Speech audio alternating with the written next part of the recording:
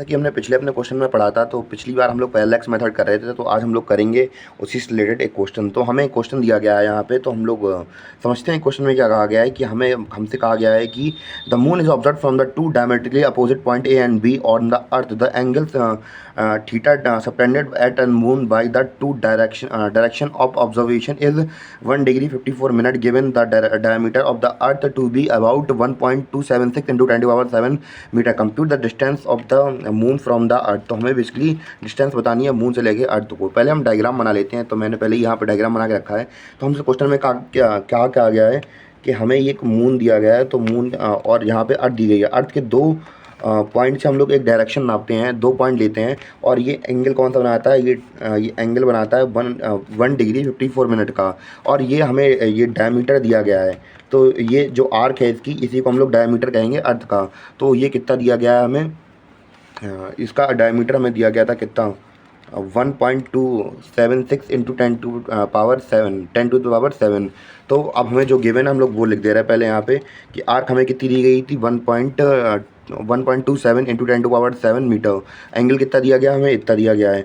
अब हमें जो हमें एंगल दिया गया है वो कितना दिया गया है, 1 डिग्री 54 मिनट दिया गया है। तो पहले हम लोग क्या समझते हैं कि हम लोग जो मिनट में दिया गया तो हम उसको पहले डिग्री में चेंज करते हैं, और हम लोग समझ लेते हैं कि रेडियन डिग्री से हम लोग रेडियन में कैसे चेंज करते हैं किसी वैल्यू को। तो पहले हम लोग जैसे यहाँ पे 360 डिग्री लिखा है, एक डिग्री मान लिया हम लोगों ने यहाँ पे। अब हम लोग क्या करेंगे यहाँ पे चेंज करने के लिए किसका फॉर्मूला यूज़ करते हैं, 2 पाई का फॉर्मूला यूज़ करते हैं। तो अगर हम लोग 1 डिग्री की बात करें तो 1 डिग्री में कितना हो जाएगा, 2 पाई अपॉन 360 डिग्री हो जाएगा। और यहाँ से 2 से इसको काट देंगे तो कितना निकल जाएगा, 1 डिग्री इक्वल टू कितना आएगा, पाई अपॉन 118। तो अगर हम लोग यहाँ पे बात करें कि अब हम लोग डिग्री से मिनट में कैसे चेंज करते हैं, तो 1 डिग्री में होते हैं 60 मिनट, और 1 मिनट के अंदर कितने होते हैं, 60 सेकेंड। और 60 सेकेंड को हम लोग सेकेंड्स को हम लोग कैसे रिप्रेजेंट करते हैं, दो लाइन खींच देते हैं। तो हम लोगों ने यहाँ पे ये सेकंड लिखा है। और एक अगर हम लोग इसको ट्रांसफ़र करेंगे किसमें, मिनट से हम लोग डिग्री में चेंज करते हैं तो 1/60 करके चेंज कर सकते हैं, और हम लोग मिनट में चेंज करेंगे तो ऐसे चेंज कर देंगे।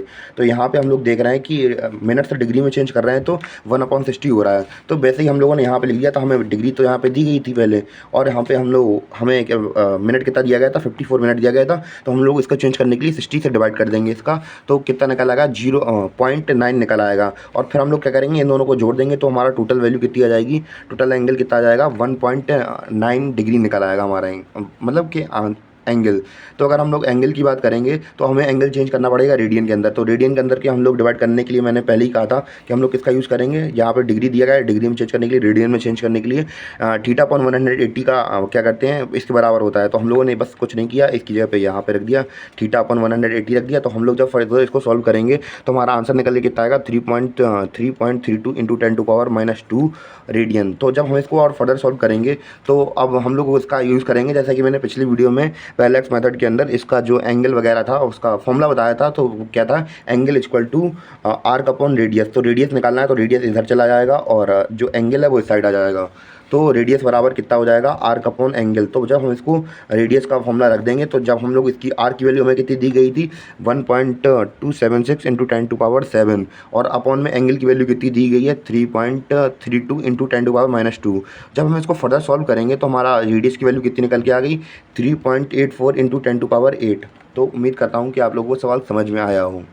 नहीं आया तो आप लोग कमेंट करके बता सकते हैं। तो मैं अगले वीडियो में दोबारा से वीडियो बनाकर और इसमें दोबारा डाल दूँगा। तो उम्मीद करूँगा कि आप लोगों को समझ में आ जाए।